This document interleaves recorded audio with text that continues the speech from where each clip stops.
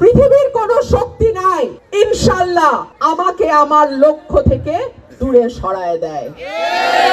কি আমার লক্ষ্য? আমার লক্ষ্য এই অবহেলিত সরাইল এবং আশুগঞ্জকে মডেল উপজেলা করে তৈরি করব ইনশাআল্লাহ।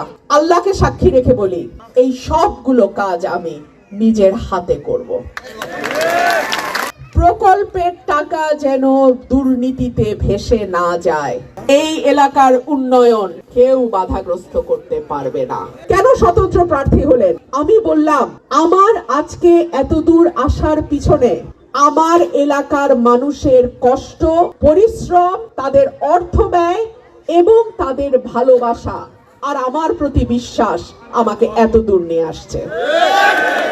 আজকে দল দেয় নাই বলে আমি আমার মানুষদেরকে ফালাই দিয়ে চলে যাব, আমি সেটা করব না। এই কারণে আমার দলের পথ গেছে।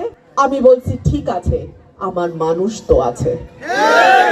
আমার দলের পথ যদি চলেও যায়, আমার এলাকার মানুষ তো আমাকে ছেড়ে যায় নাই।